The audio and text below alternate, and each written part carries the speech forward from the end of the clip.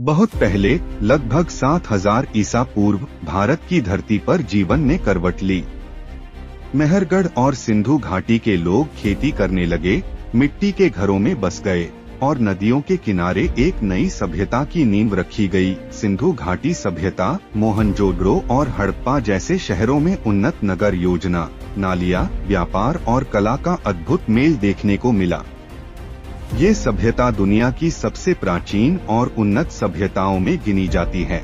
इसके बाद आया वैदिक काल, जहाँ ऋषिमुनियों ने वेदों की रचना की। समाज में धर्म, यज्ञ, शिक्षा और जाति व्यवस्था की शुरुआत हुई। योग और ध्यान जैसी परंपराएं यहीं से जन्मी। मौर्य साम्राज्य के दौर में चंद्रगुप्त मौर्य ने अखंड भारत की नींव रखी। अशोक महान ने युद्ध के बाद अहिंसा और बौद्ध धर्म को अपनाकर भारत को एक नैतिक और आध्यात्मिक पहचान दी। गुप्त साम्राज्य को भारत का स्वर्ण युग कहा जाता है।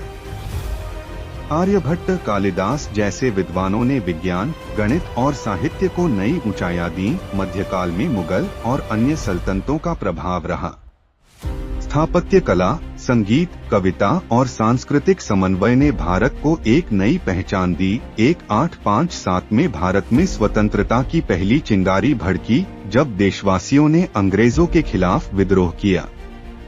यह भारत के स्वतंत्रता संग्राम की शुरुआत थी। सैकड़ों वर्षों की गुलामी के बाद 15 अगस्त 1947 को भारत स्वतंत्र हुआ। तिरंगा लाल किले पर लहराया और देश ने आजादी की पहली सांस ली। आज का भारत विज्ञान, टेक्नोलॉजी, शिक्षा और आत्मनिर्भरता में अग्रणी है।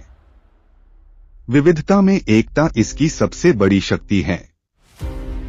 भारत की सभ्यता हजारों साल पुरानी है और इसका सफर अभी जारी है।